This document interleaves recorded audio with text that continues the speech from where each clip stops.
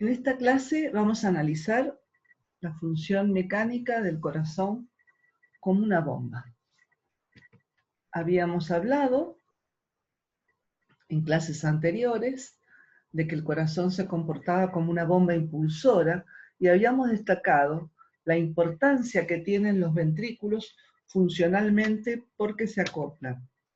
Primero que nada, nosotros vemos una imagen animada del corazón donde sabemos que los ventrículos derecho e izquierdo actúan acoplados en serie, laten al mismo tiempo.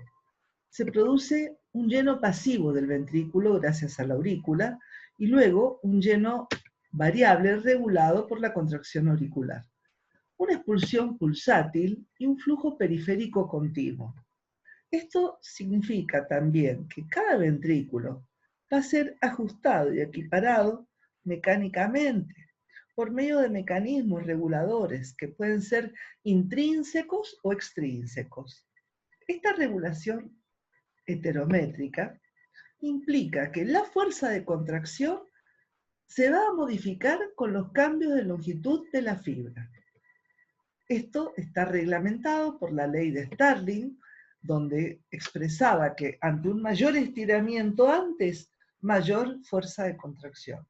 Pero ustedes han visto en mecánica que ese estiramiento tiene un punto máximo para lograr una máxima fuerza de contracción. Si el estiramiento sobrepasa cierto nivel, la fuerza de contracción disminuye y eso es lo que nosotros hablamos más adelante de lo que significaría una dilatación del miocardio exageradamente, lo que se conoce como miocardiopatía dilatada.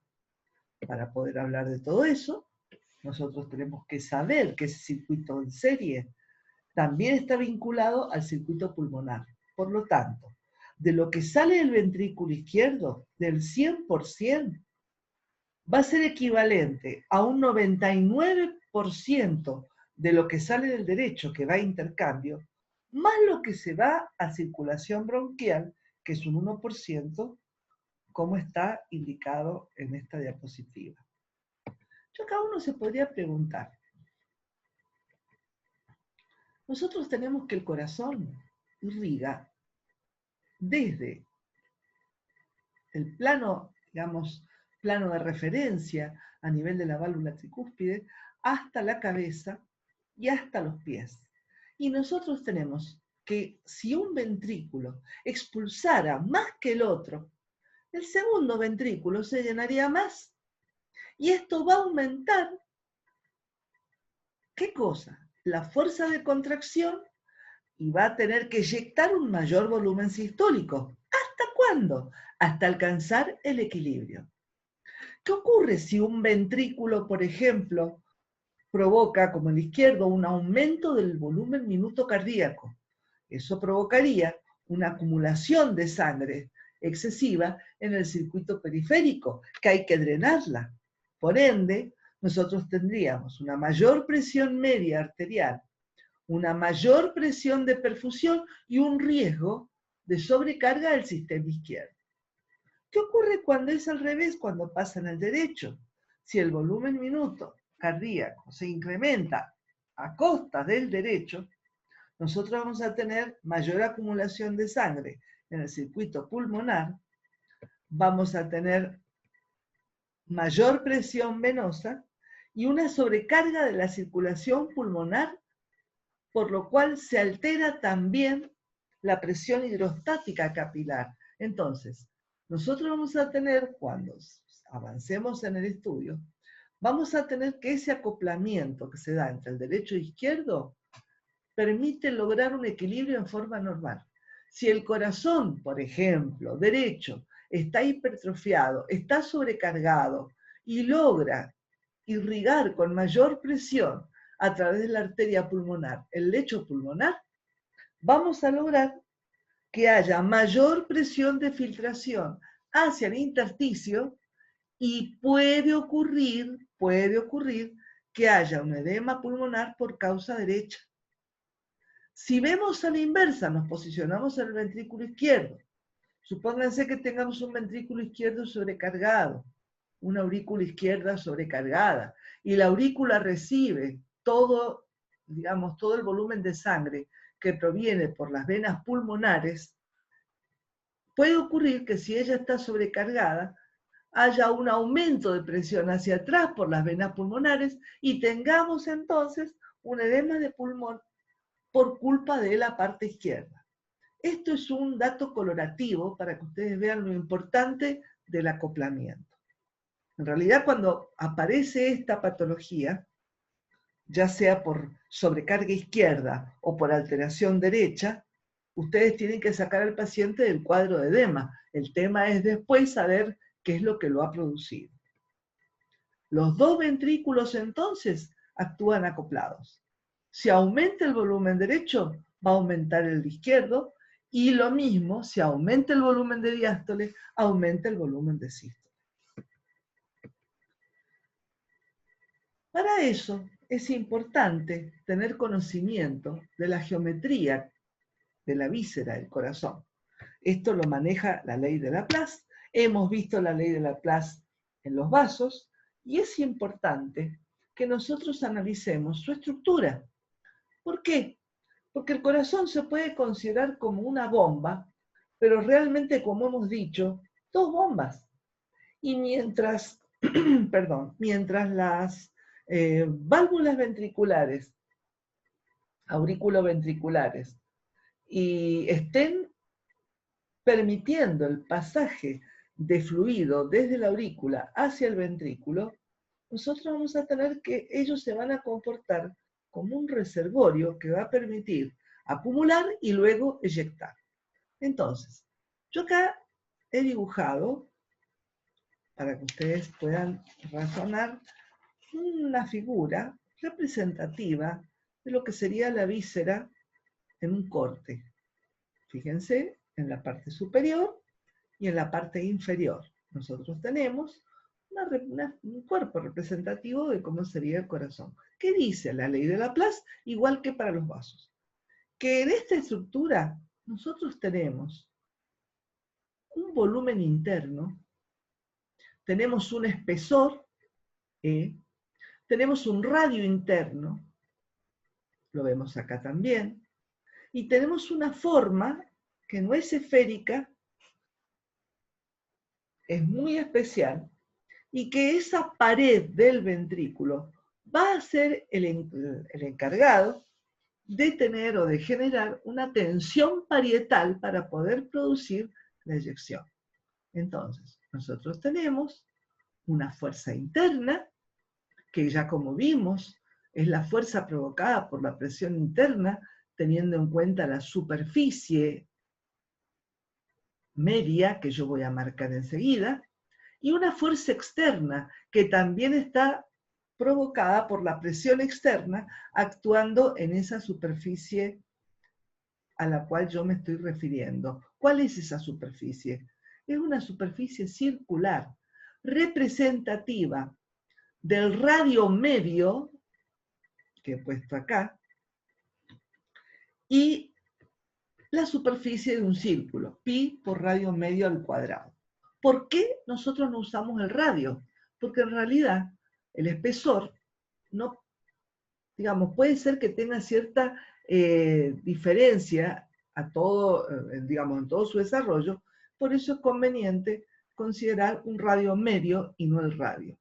Entonces, nosotros tenemos también la tensión parietal, como habíamos visto también en los vasos, que era una fuerza paralela a la superficie y que se distribuía perpendicularmente a la superficie del espesor, como estamos viendo acá en este momento. Cuando yo digo paralela a la superficie, es a esta superficie.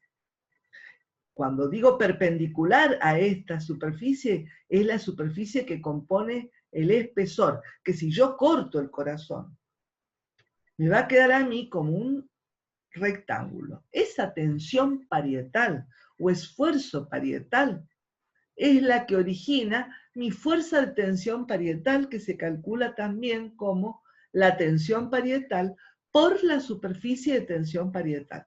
Esa superficie de tensión parietal es el rectángulo que tengo acá, donde esta altura es el espesor y la longitud de ese rectángulo es la circunferencia de esa superficie circular a lo largo del radio medio. ¿Cómo lo calculábamos? ¿Se acuerdan? Como pi por diámetro. Entonces yo voy a tener que la superficie de este rectángulo va a ser base por altura. ¿Quién hace el papel de la altura? El espesor. ¿Y quién hace el papel de la base? Este término que tenemos acá, que es pi por 2 radios medios. Es como decir pi por diámetro, que es la longitud de una circunferencia. Sería esta longitud. Desarrollada me queda este rectangulito. Entonces, yo tengo, ¿qué me dice Laplace? Que para que esa víscera permanezca abierta, tiene que haber un equilibrio entre las fuerzas internas que tienden a abrirlo y las fuerzas externas y fuerzas parietales que tienden a colapsarlo. Ese equilibrio se expresa como la sumatoria de fuerzas igual cero. En otras palabras, fuerzas internas igual a la suma de fuerza externa más la fuerza de tensión parietal. Si yo reemplazo en esta expresión las correspondientes equivalencias, yo en vez de poner fuerza interna, pongo presión interna por la superficie media, pongo presión externa por superficie media, más la tensión parietal por la superficie del espesor de la pared. Trabajando matemáticamente, como la superficie en la que actúa la presión interna es la misma que la que actúa la presión externa, despejo y trabajo matemáticamente. En otras palabras, yo tengo presión interna menos presión externa por la superficie media que yo decidí que se calculara pi por radio medio al cuadrado. Y me queda la tensión parietal por la superficie de la pared, que es la que calculamos acá abajo, que decía espesor por pi por 2 radio medio. Si yo despejo de acá el delta P, me va a quedar tensión parietal por espesor por pi por 2 radio medio sobre pi por radio cuadrado medio. Si yo simplifico lo que puedo simplificar, me queda la ley de Jean-Laplace para el corazón. ¿Qué me dice la ley?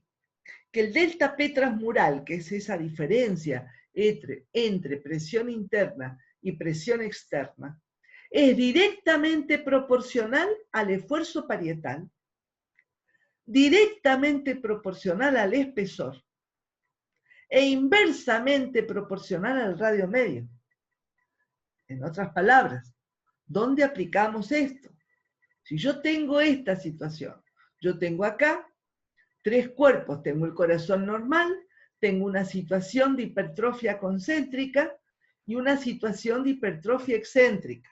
Yo tengo que la aplicación de Jean-Laplace es muy importante porque yo recién expresé el delta P y ahora yo puedo expresar el esfuerzo parietal.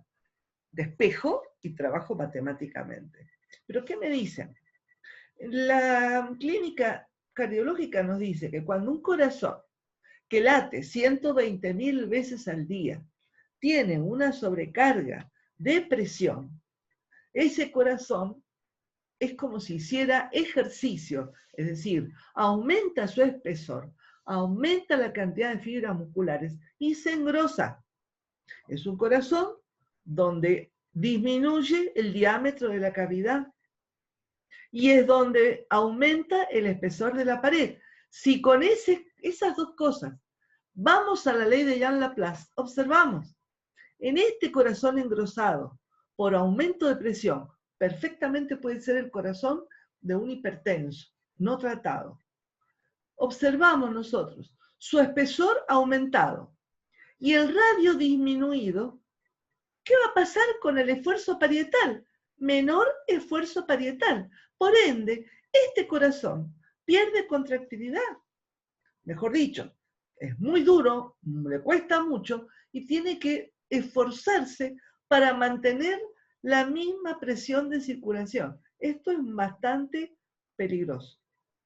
¿Qué ocurre ocurre al revés, en este corazón de la derecha, que está dilatado, porque es un corazón, como les digo, que funciona 120.000 veces por día y tiene por X causa sobrecarga de volumen, se va dilatando, puede ser que sea por mayor distensibilidad o lo que fuere.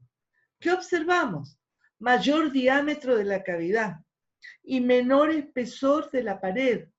Por ende, analizando Jean Laplace, nosotros podemos observar que el esfuerzo parietal va a ser muy grande, tiende a aumentar. Entonces, como este sistema no funciona aislado, sino que funciona con sistemas reguladores, imagínense ustedes lo complicado que es para un corazón con sobrecarga por presión como este, con hipertrofia concéntrica, poder bombear la sangre para mantener el delta P en todo el sistema normalmente. Idéntico acá, este corazón dilatado también tiene que hacer un mayor esfuerzo parietal y va a tener mayor presión de bombeo para poder movilizar el flujo de sangre hasta el sistema vascular cuando él se encuentre imposibilitado. Por eso es importante la ley de Jean Laplace. Una vez que nosotros conocemos todos estos fenómenos geométricos que están involucrados con el funcionamiento, es bueno también analizar un poco el ciclo cardíaco. En esta diapositiva, yo he colocado acá un ciclo cardíaco completo donde tenemos nosotros las curvas. Por ejemplo, de esta curva que tenemos acá, esta línea donde vemos el volumen en mililitros, analizamos la variación de volumen que sufre nuestro corazón en cada ciclo. Por ejemplo, acá tenemos volumen ventricular, donde observamos que está en cierto valor y luego disminuye. Acá tenemos que hacer un comentario que el volumen eyectado normalmente en cada sístole está aproximado a los 70 centímetros cúbicos. Y normalmente un volumen de fin de diástole está aproximado a los 140 mililitros. Por eso es que hay que, cuando se estudie, analizar estas variaciones de volumen en cada ciclo para ver o para observar qué ocurre con el volumen residual en cada eyección. Y eso se mide, ya lo vamos a ver al final, como digamos, un análisis de cómo está trabajando como bomba el corazón. Eso se mide con la fracción de eyección. Otra cosa importante que acá vemos, en una línea punteada que se ve acá, línea de presión, no sé si se observa, estamos analizando las variaciones de presión a nivel de la aurícula. Y en una línea lila o fucsia, analizamos las variaciones de presión a nivel ventricular, fíjense que son más amplias, que están vinculadas con los procesos de sístole y diástole que sufre el ventrículo, que son muy importantes. Aparte de todo eso, hay una línea punteada más arriba que nos indica la variación de presión en la arteria aorta, que sería nuestra presión arterial en la arteria aorta. Entonces, todo esto uno lo puede analizar o resumir en que cuando se inicia la contracción ventricular, una vez que se cierra la válvula mitral, la presión ventricular aumenta rápidamente y se mantiene constante. Fíjense acá, cierre la válvula auriculoventricular, aumenta la presión y se mantiene prácticamente constante. Nosotros hablamos después de eso como contracción isovolumétrica. La tasa media de aumento de la presión es de aproximadamente 700 milímetros de mercurio por cada segundo. ¿Está?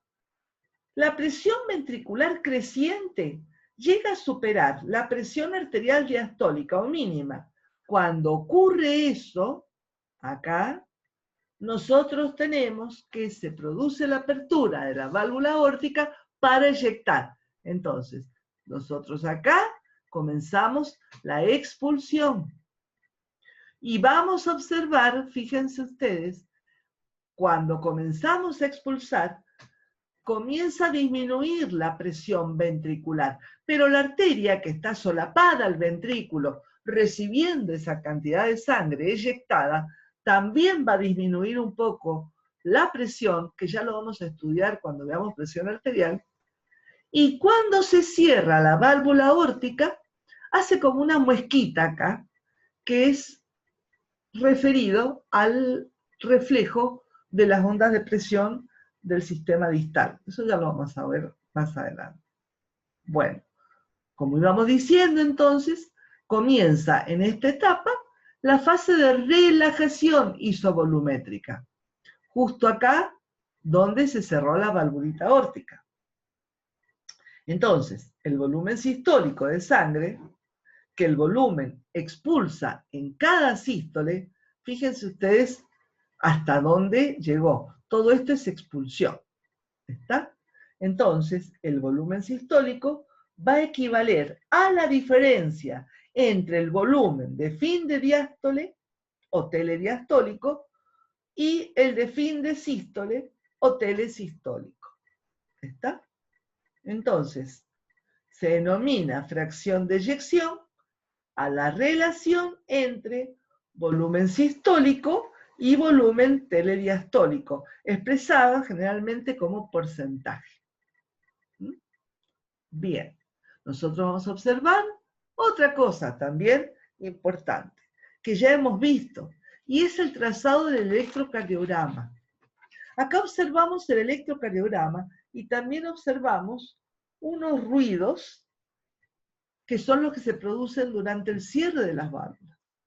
Con respecto al electrocardiograma, y esto a veces lo preguntamos bastante, habíamos visto la coincidencia del electrocardiograma con el potencial de acción, pero también es necesario que ustedes analicen las coincidencias del electrocardiograma con el ciclo cardíaco.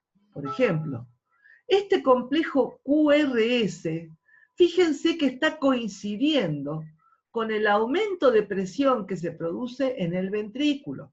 ¿Qué era el QRS? Era despolarización del ventrículo, despolarización del ventrículo.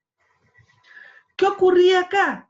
Justo cuando se abre la válvula aórtica, en ese momento coincide específicamente con la terminación de la despolarización. Por ende, comenzaba para el ventrículo la expulsión y al mismo tiempo aparece acá el segmento ST, observen, que era la fase lenta de la repolarización, y la onda T, que era la fase rápida de la repolarización. Entonces, toda la expulsión, desde la apertura de la válvula aórtica hasta el cierre, coincide con el segmento ST, la onda T, y el cierre de la válvula aórtica ocupa un poquitito al final de la onda T, donde nosotros observamos que ya estamos con repolarización casi completa. ¿Está? Luego teníamos la fase 4, ¿se acuerdan? Donde tenemos un tiempo de espera isoeléctrico. En ese momento observemos a las aurículas, qué está pasando con la aurícula. La aurícula ceba los ventrículos y al final de ese cebado aparecía la contracción, la onda P, que es la contracción, la despolarización de la aurícula, y miremos el esquema, el dibujo, perdón, de la presión auricular. Fíjense ustedes que durante la despolarización de la aurícula aumenta la presión intraauricular, o sea que colabora con la despolarización y con el llenado, la última parte del llenado que producía la terminación del llenado del ventrículo. ¿Está? Bueno, con respecto a los ruidos, nosotros tenemos el ruido 1, cierre de la válvula mitral tricúspide, que ¿Coincide con quién? Coincide con el complejo QRS, específicamente con la última parte. El ruido 2, cierre de la válvula aórtica pulmonar al finalizar de la onda T. Y el ruido 3, vibraciones de las paredes del ventrículo durante el llenado pasivo. ¿Con quién va a coincidir? Específicamente antes de la onda P.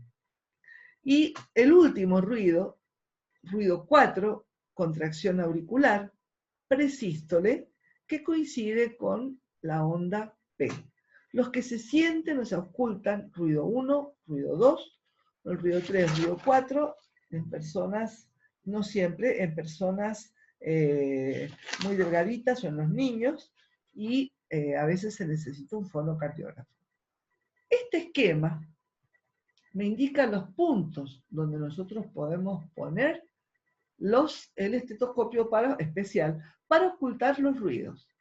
Foco aórtico, foco tricuspideo, foco mitral y foco pulmonar. ¿Está? Específicamente en el foco mitral yo voy a ocultar el ruido 1 muy bien y menos intenso el ruido 2. En el foco aórtico al revés, el ruido 2 más intenso y el ruido 1 menos intenso. Esto es una simulación, una animación de lo que acabamos de hablar. Y para cerrar un poco, yo quiero que ustedes observen dos cosas que están en colores acá. La zona azul, diástole, y la zona amarilla, sístole. Entonces, ¿qué consideramos nosotros como sístole? Sístole abarca todo lo que es contracción isovolumétrica y la expulsión. Y diástole abarca todo lo que es relajación isovolumétrica y el llenado.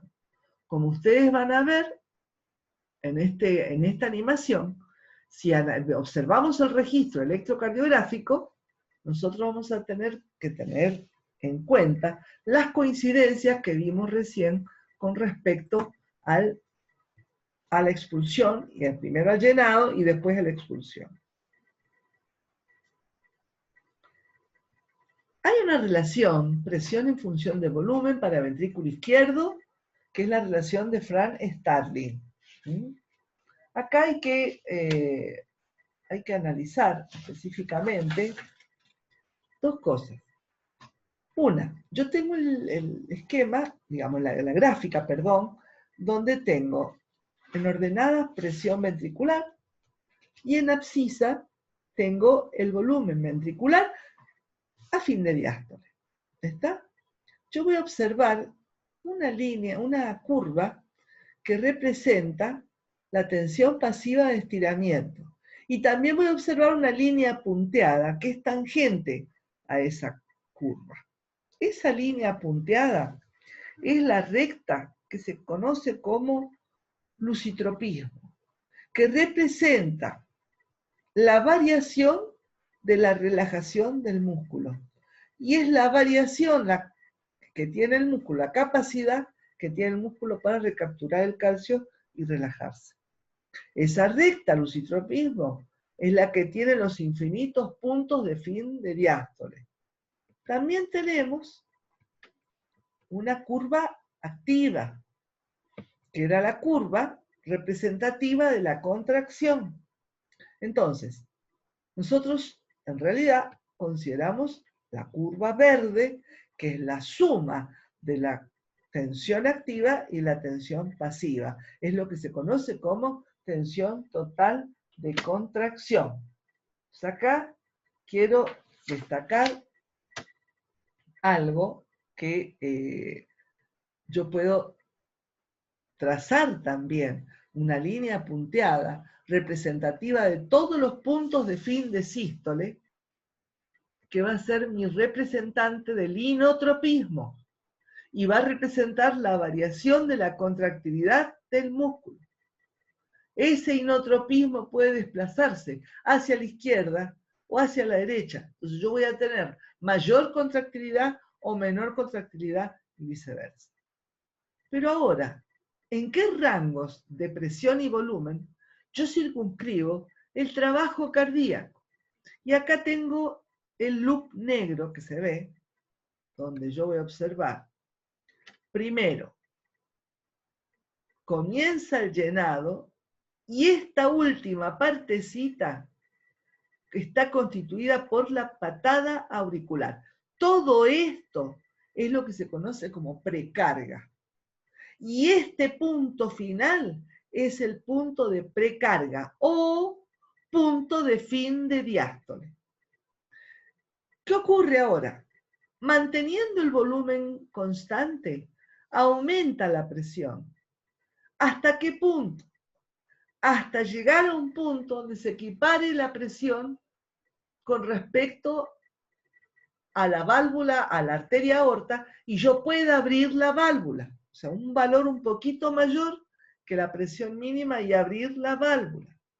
Entonces, a partir de ahí, esa curva me representa lo que es la sístole expulsiva. Entonces, una vez que terminé, este punto es el punto de fin de sístole y vuelve otra vez el corazón a relajarse. Acá tenemos entonces otro valor de presión y otro valor de presión. Tenemos un ciclo cardíaco ventricular izquierdo completo. Este punto es el punto de poscarga, este es el punto de máxima eyección y este es el punto de fin de sístole. ¿Está?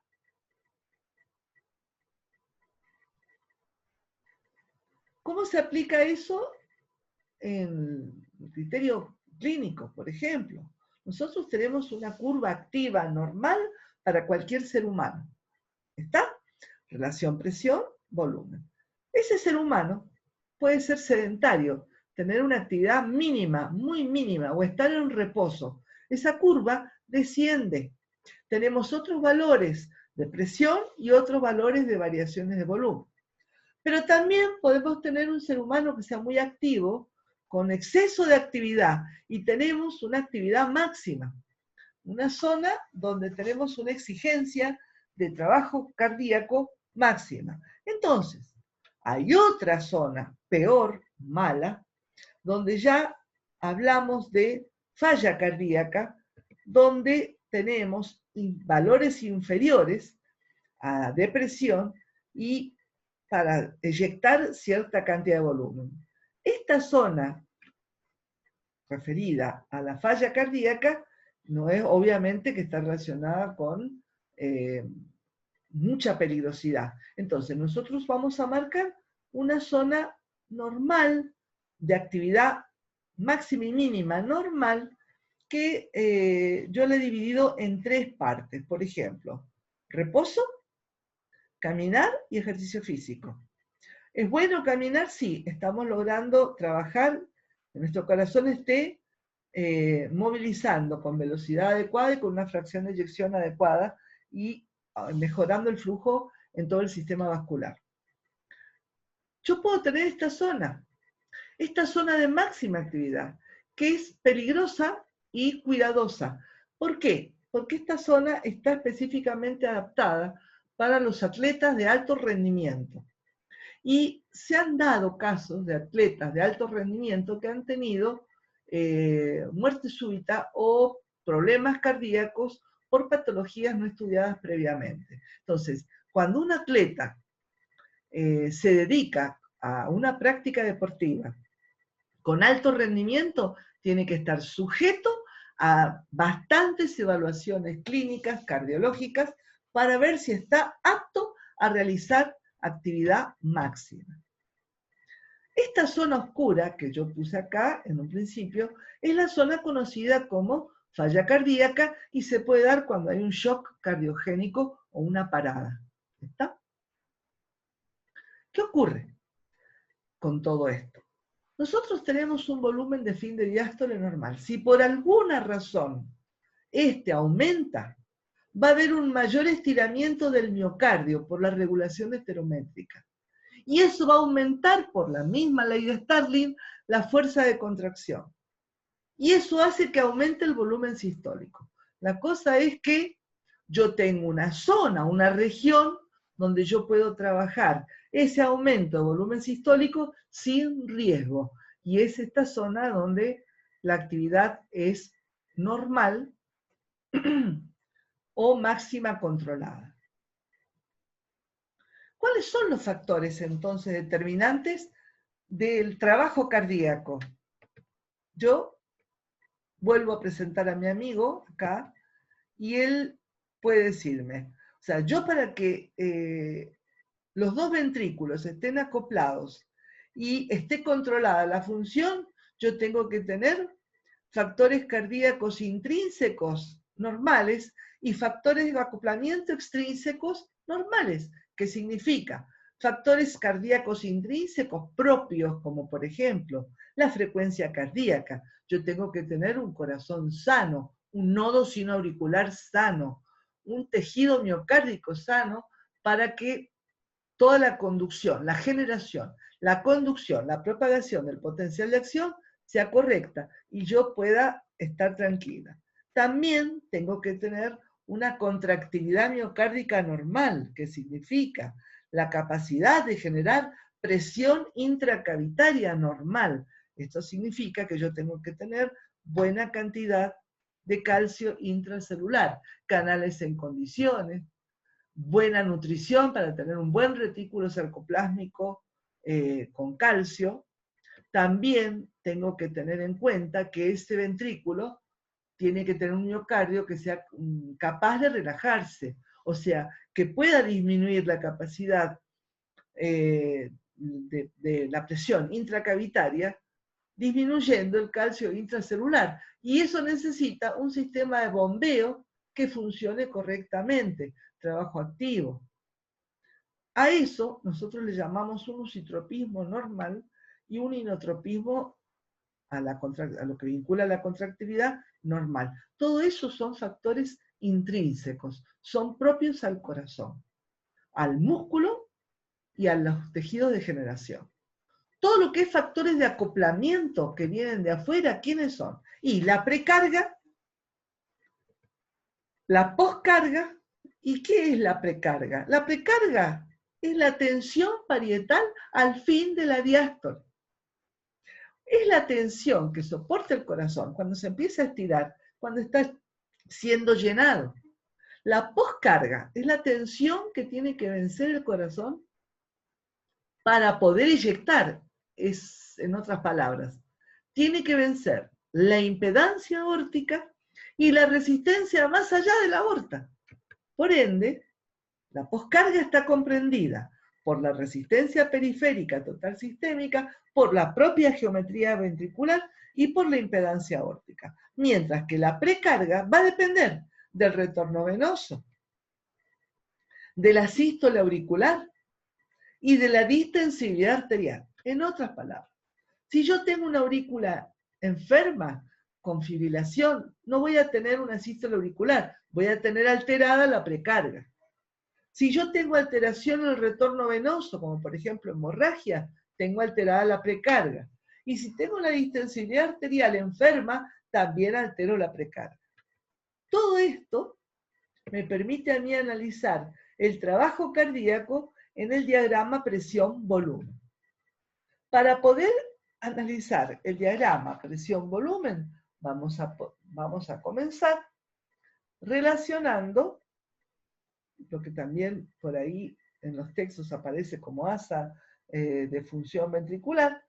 Vamos a comenzar analizando qué ocurre en el momento, en el punto A, cuando el corazón comienza a llenarse. Fíjense, nosotros tenemos una variación de volumen desde A hacia el punto B. Y esa variación de volumen va a ser la diferencia entre el volumen de fin de diástole y el volumen residual. Entonces, en este punto B, yo quiero que vean esta muesquita.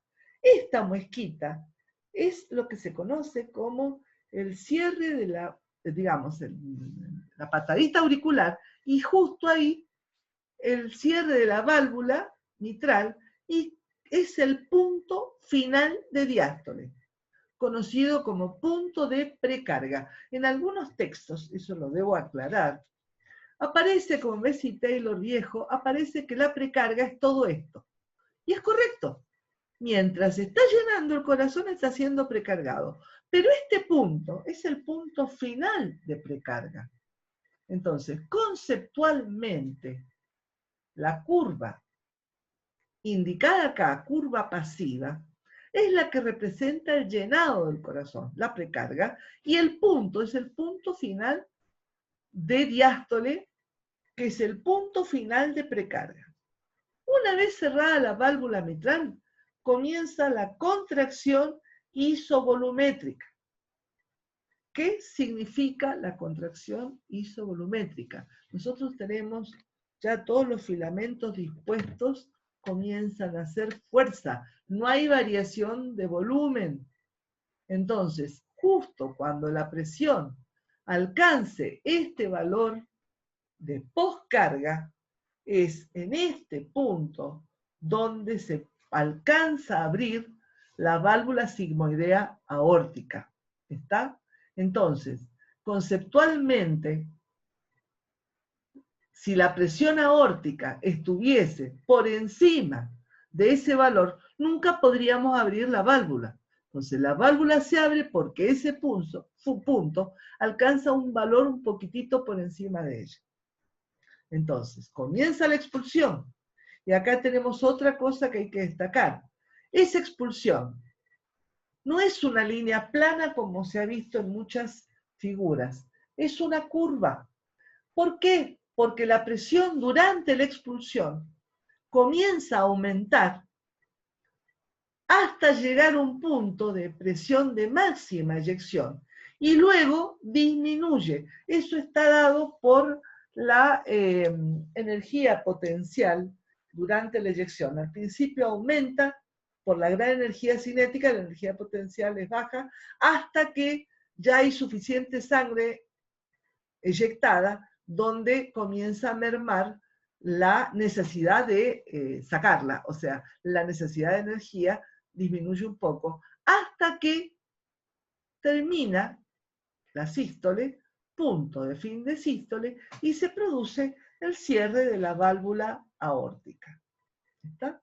Una vez que se produjo el cierre, comienza la relajación isovolumétrica y el ciclo se ha cumplido.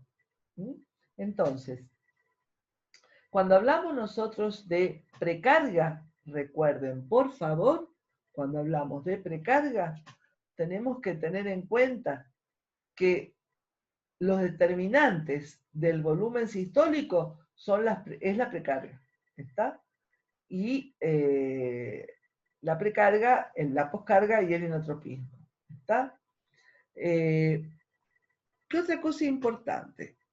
Nosotros tenemos que cuando se alcanza a una presión determinada, mínima acá en el punto A, ahí se vuelve a abrir la válvula mitral y el ciclo comienza nuevamente a funcionar. Toda esta área, bajo esta curva, representa el trabajo ventrículo izquierdo. Este diagrama PV específicamente es el trabajo ventricular del ventrículo izquierdo. Todo esto se considera diástole. Y todo esto se considera sístole. Entonces, nosotros, para poder analizar esto, observamos la precarga, sístole auricular. ¿De qué depende la precarga? La precarga es el grado de tensión del músculo cardíaco al inicio de la contracción. ¿Por qué está dada? Va a estar dada por el volumen de llenado del ventrículo, va a estar dada por el retorno venoso y va a estar dada también en función de la relajación, lusitropismo, y también en función de la distensibilidad. Acá es importante tener en cuenta que con los años, recuerden que el corazón va,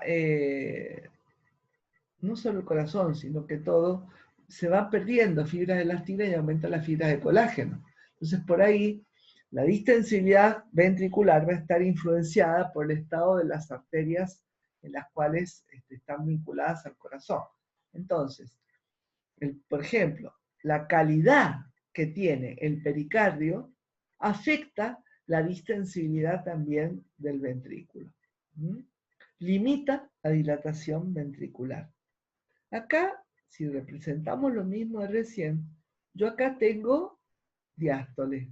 ¿Está? Todo esto que estoy representando es la diástole. Y está punto final de precarga. Entonces, ¿de qué depende? Como vemos acá, la precarga. La precarga depende de la presión transmural, del volumen de la víscera y del espesor de la pared.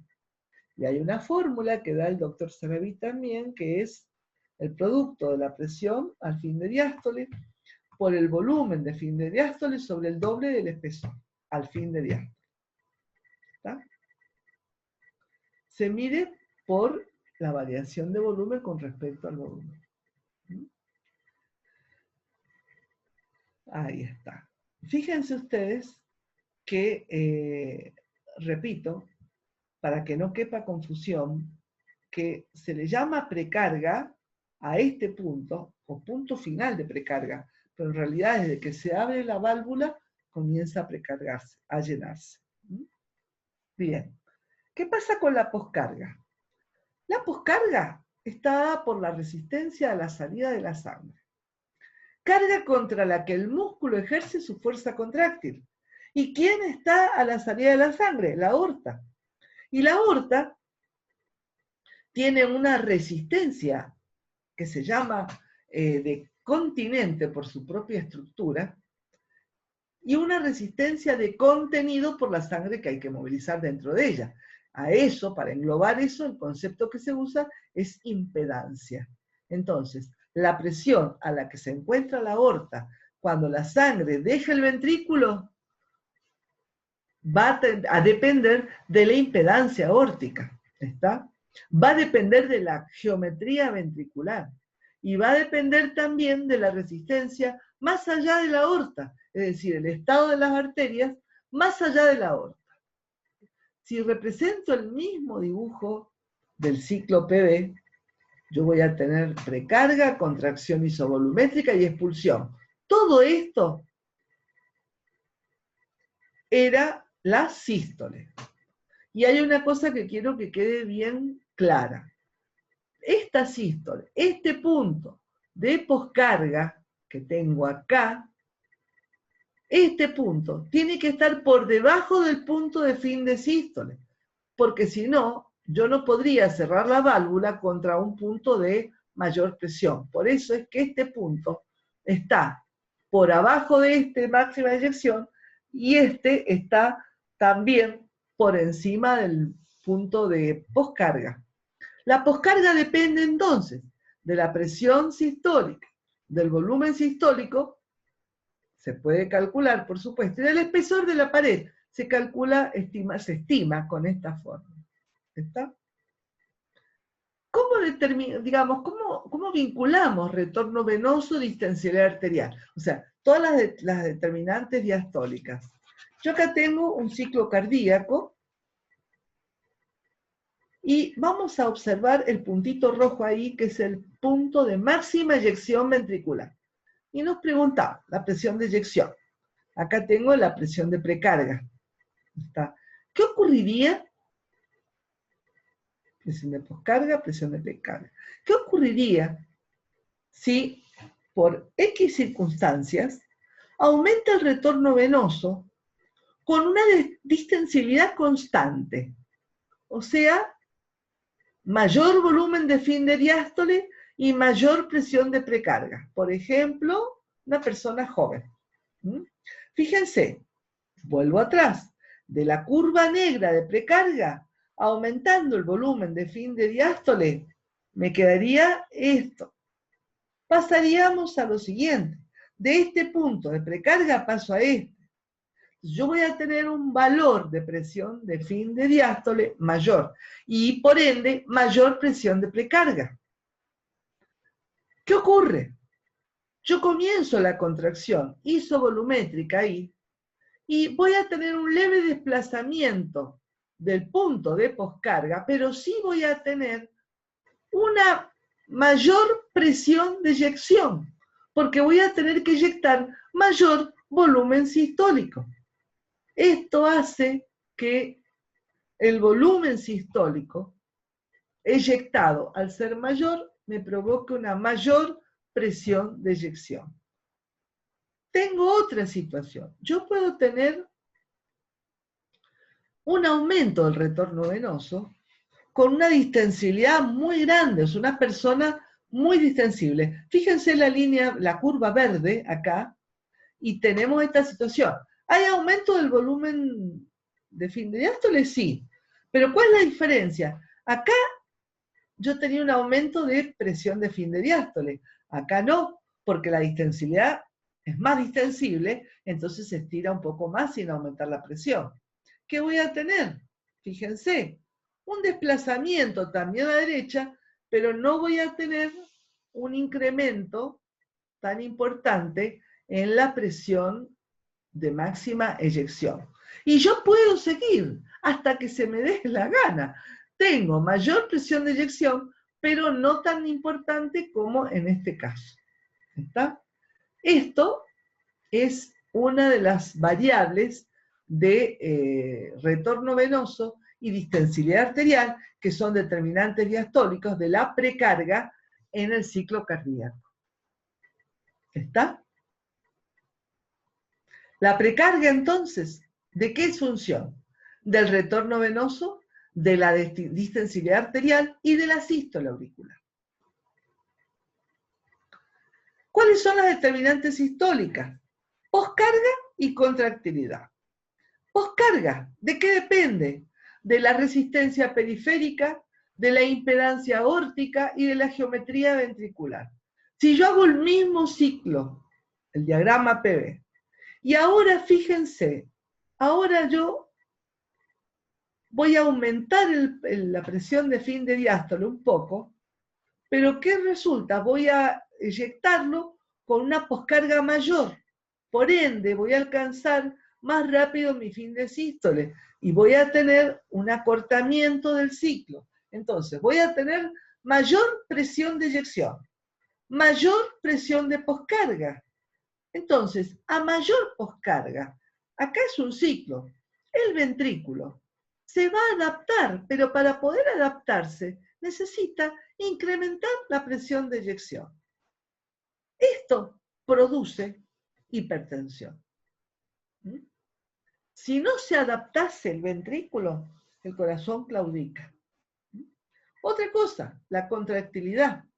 ¿La contractilidad de qué es función? Del oxígeno, del ATP, del calcio y de la influencia autonómica del simpático. Entonces yo puedo tener un ciclo normal y puedo tener una mayor contractilidad. Por ejemplo, mayor presión sistólica. Miren lo que pasa. El corazón es muy contráctil y eyecta más de lo que yo quiero eyectar. Por ende, yo tengo un desplazamiento hacia la izquierda del inotropismo. O sea, tengo mayor presión sistólica, mayor volumen sistólico. Esto me genera una mayor fuerza contráctil. Por ejemplo, una descarga simpática puede producir una fuerza contráctil incrementada. Hay mayor volumen sistólico, pero ¿cuál es el tema? Que acá el volumen sistólico, al ser mayor, disminuye el volumen residual. Menor contractilidad puede ocurrir así, por ejemplo. Entonces, en ese caso puede ocurrir por una descarga vagal, donde disminuya la fuerza contráctil. En un resumen de estas determinantes de la función ventricular, yo quiero que vean la primera animación, donde estamos analizando la variación de la precarga por aumento del volumen de fin de diástole. Si ustedes observan la figura, todo el ciclo se desplaza hacia la derecha. Entonces vamos a tener mayor volumen sistólico y por ende mayor presión sistólica.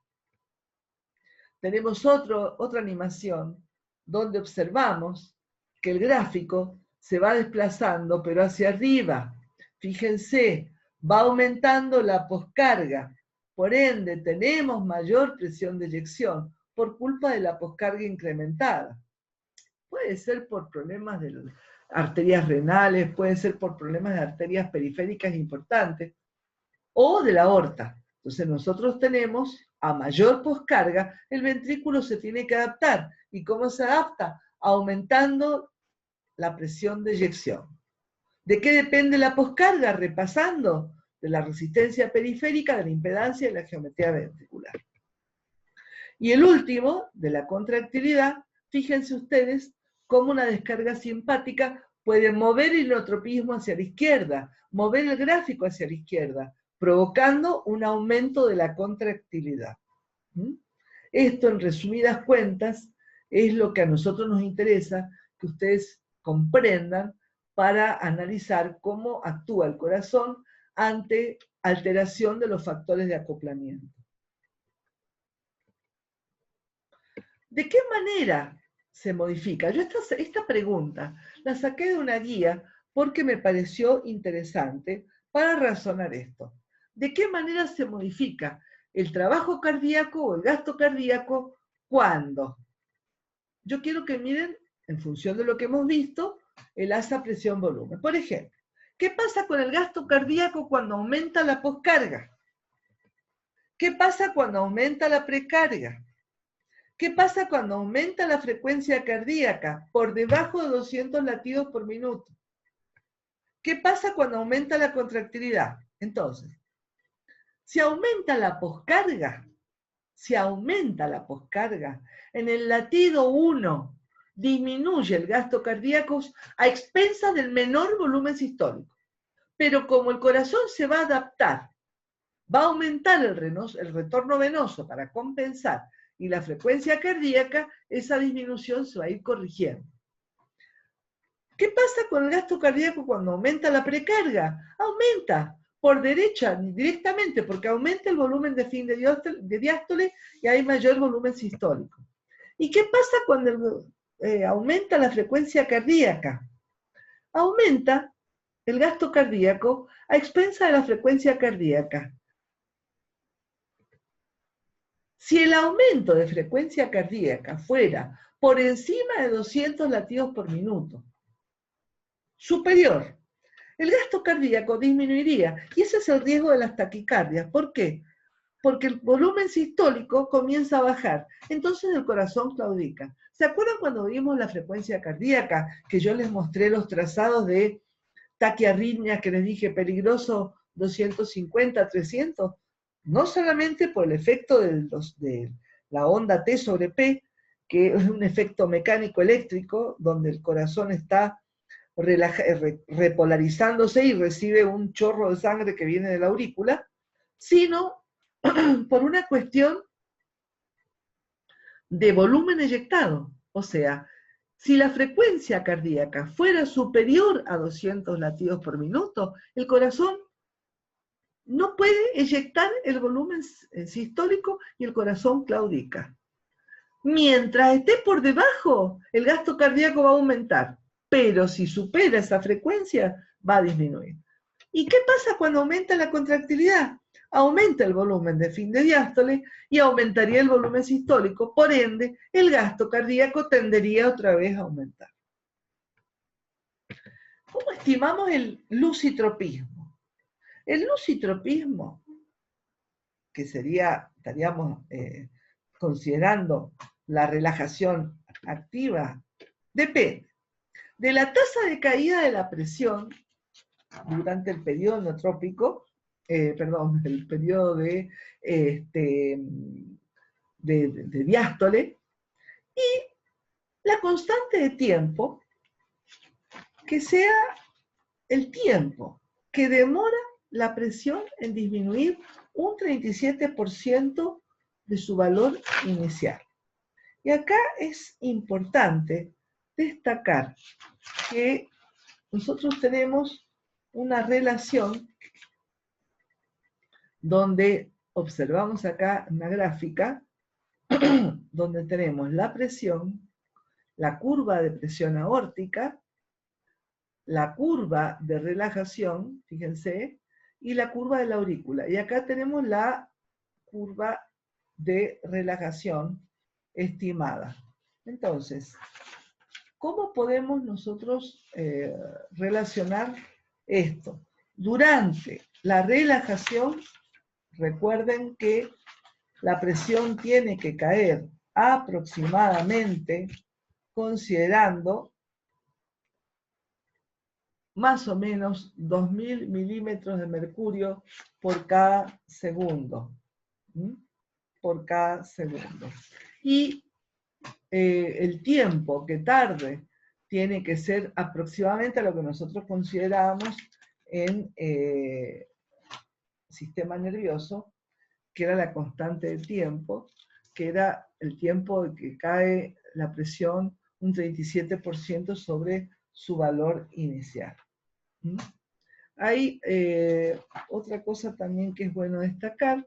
Yo no sé si ustedes han visto la curvita derecha, acá esta gráfica, donde yo tengo presión ventricular y variación de volumen. Y acá tengo una curva que es normal, donde para cierta variación de volumen, yo tengo o necesito una diferencia de presión determinada. ¿Está? Si la variación de volumen está acá, acá está la diferencia de presión. Pero ¿qué ocurre cuando hay una restricción X? Yo voy a necesitar, para la misma variación de volumen, mayor diferencia de presión. ¿Y qué ocurre si yo tengo una malfunción o disfunción diastólica? Yo voy a tener una curva de este tipo. Entonces, la distensibilidad pasiva del llenado ventricular, nosotros la estimamos en función de la presión telediastólica. Esta disfunción diastólica me está dando a mí que la presión telediastólica es mucho mayor. En realidad, lo que ocurre es que hay una disminución de la distensibilidad ventricular. ¿Y cómo estimamos el inotropismo? Para estimar el inotropismo, yo tengo que conocer la fracción de eyección. La fracción de eyección, hoy en día con un ecodoppler se puede calcular el volumen eyectado y calcular aproximadamente, en función de las mediciones, el volumen de fin de diástole. Entonces nosotros tenemos lo normal, una fracción de eyección entre 65 más 10%. ¿Cómo calculamos nosotros? Como volumen de fin de diástole menos volumen residual sobre volumen de fin de diástole. Ese es el volumen sistólico. ¿De qué depende la fracción de eyección? Y, obviamente, de la geometría ventricular y de la poscarga. Otro concepto importante, el caudal medio de eyección. ¿De qué depende? De la poscarga y del inotropismo. ¿Cómo lo calculamos? Como volumen sistólico por unidad de tiempo de sístole, que eso también es importante. Y otro concepto importante, la tasa máxima de aumento de presión es aproximadamente 2000 milímetros por cada segundo. ¿De qué depende? Es función de la precarga. Y el otro concepto es la elastancia ventricular. ¿Qué es la elastancia? Es la relación entre la presión de fin de sístole con la variación de volumen entre el volumen fin de sístole y el volumen inicial. Este concepto es la inversa de la distensibilidad y me da una idea, un informe sobre la función contráctil. Trabajo cardíaco ventricular. El trabajo cardíaco ventricular, trabajo externo, es la suma de un componente potencial desarrollado de presión más un componente cinético, la aceleración de la sangre. En el ventrículo izquierdo, en reposo, el desarrollo de presión es un 99% del trabajo total. La energía mecánica cardíaca la representamos nosotros por la ley de Poiseuille, presión por volumen, más un medio de velocidad de la sangre al cuadrado. Si yo independizo esa ecuación del volumen, por cada mililitro me quedaría una presión total equivalente a la presión arterial media más un medio de la densidad de la sangre por la velocidad de la sangre al cuadrado. Esto es muy importante porque es una información que nos brinda la energía expresada en unidades de presión durante la eyección. Y el trabajo por cada sístole es la relación entre el producto del volumen sistólico por la relación entre la energía mecánica por unidad de volumen. Si yo represento esto que hemos hablado en este gráfico, yo acá tengo el loop, el área bajo el loop me representa el trabajo externo. Y toda esta relación yo lo puedo determinar o manejar con esta expresión. Entonces, la energía total va a ser equivalente a la energía de tensión, que es lo que me cuesta a mí para llegar a la contracción, más el trabajo externo. Y después, si yo al corazón lo sobrecargo con presión, se produce un aumento de presión telediastólica, provocando este desplazamiento que ven ustedes hacia acá, hacia la derecha, con aumento de la poscarga. Para finalizar, es muy importante conocer cuando uno dice mi corazón es eficiente o un corazón es potente. La eficiencia es la relación entre el trabajo externo y la energía total. Va de 3 a 25% y medianas de 17%. Varía con la frecuencia cardíaca y la presión sistólica. Un aumento de eficiencia mantiene la función ventricular sin aumentar el consumo de oxígeno. La potencia la definimos como la relación entre trabajo externo y tiempo. Aproximadamente para el ventrículo izquierdo es de 1 vatio en reposo, considerando un gasto cardíaco, volumen minuto cardíaco, de 5 litros por minuto y una presión arterial media 90 milímetros de mercurio. Acá, chicos, recuerden, cuando yo digo volumen minuto cardíaco, es 5 litros sobre minuto. ¿Está? Y puede llegar hasta 6 vatios en ejercicio. Cuando nosotros elevamos por ejercicio físico de alto rendimiento a un volumen minuto cardíaco de 25 litros por minuto y una presión arterial media de 100. Esto es importante para recordar lo que vimos al principio. Si yo desplazo mi curva activa de contracción hacia la zona roja, donde tengo alto rendimiento, tengo que tener controles cardíacos para saber si mi corazón es eficiente y va a tener potencia suficiente para satisfacer los requerimientos de tal ejercicio. También, para concluir, en los atletas de alto rendimiento se suelen hacer las pruebas de cardiofunción pulmonar, como las que le mostré en el teórico de electro, para verificar si esta potencia, si esa eficiencia cardíaca está acompañada también por la eficiencia del sistema respiratorio. Con esto terminamos por acá. Muchas gracias.